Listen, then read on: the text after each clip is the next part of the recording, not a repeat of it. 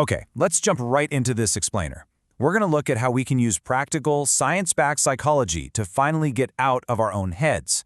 Now, if you're a problem solver, you probably use your brain like a high-powered tool, right? Whether you're troubleshooting a server at work or finally fixing that rattling sound in your truck. But what happens when that incredible tool turns on itself?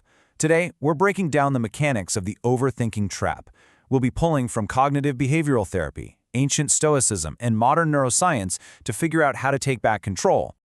So picture this. We've all been there. You're completely exhausted. The house is totally dark. But instead of sleeping, your brain decides to obsessively review a minor typo you made in an email to a coworker earlier that day. Or, even better, it replays an awkward conversation you had at a party, like 5 years ago. You just want to shut it off, get some sleep, and tackle tomorrow. But your mind is racing like a sports car stuck in neutral. Why do our brains do this to us? Section 1. The Overthinking Trap. We often confuse this endless worrying with actual problem solving. But here's the stark reality. They are completely different beasts.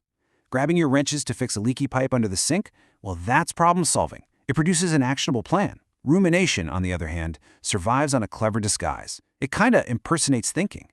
The word actually comes from how cattle digest their food, chewing, swallowing, and rechewing the exact same material over and over. But chewing on a past mistake like a cow chews cud, that is just toxic rumination. Stressing for hours about a non-refundable purchase you already made last week produces zero new information, no new plans, and literally just leaves you in a much worse mood. Section 2. The White Bear Paradox. So why is it so incredibly hard to just stop overthinking? Well, over a century ago, the author Fyodor Dostoevsky hit the nail on the head with this brilliant observation about the human mind's inability to simply follow a command to stop thinking.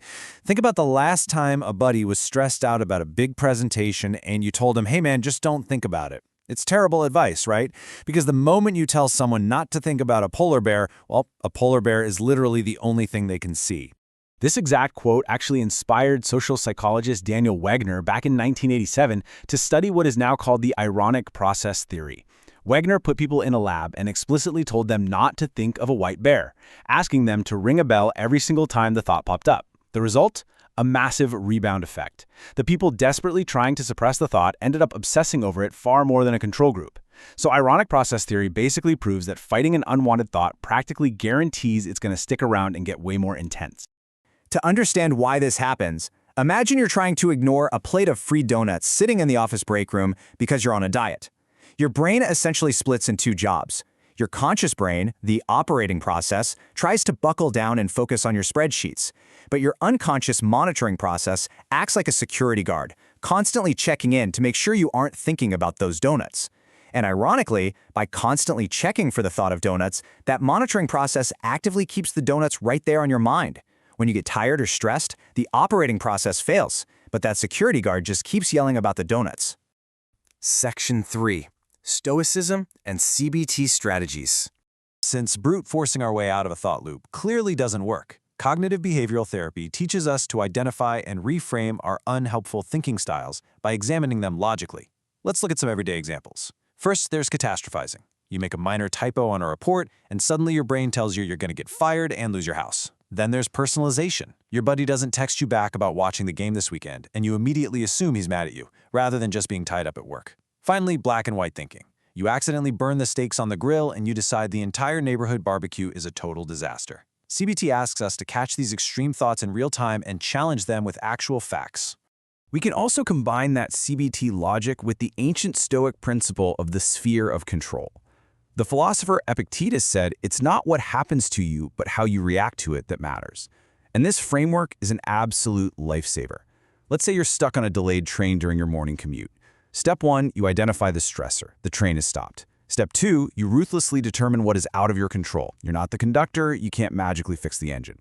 Step 3, you focus entirely on what is in your control, your reaction. You could sit there and let your blood pressure skyrocket, or you can choose to read a book, listen to an explainer, or just accept the delay. The Stoics also loved a fascinating technique called negative visualization. It sounds a bit counterintuitive, but man, is it effective. It involves taking just a brief second to mentally rehearse a worst-case scenario to build up your resilience.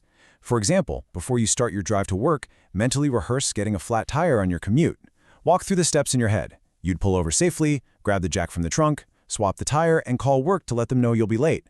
By visualizing this, if it actually happens, the shock value is totally gone. You already have a plan, you don't panic, and you execute. You've essentially inoculated yourself against the stress. Section 4. Rewiring your brain. Now, you might think of meditation or mindfulness as just a temporary way to relax, but science shows us it's way more profound than that. It leverages neuroplasticity. That's your brain's ability to fundamentally change its physical structure and form new neural pathways based on repeated practice. Regular mindfulness doesn't just act as a quick mood booster.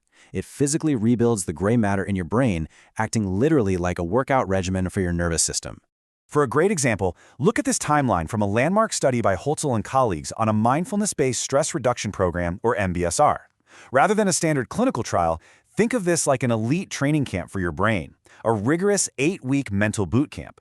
Participants did weekly 2.5-hour group sessions, one massive 6.5-hour intensive day, and 45 minutes of daily home practice. Brain scans before and after this program proved that this intensive practice actively increased participants' gray matter concentration, particularly in areas like the hippocampus. This directly improved their memory, their learning, and their emotional regulation. The brain is a muscle, and this is exactly how you train it. You can think of these different meditation styles as specific gym routines for your brain. And you don't have to sit cross-legged on top of a mountain to do this either.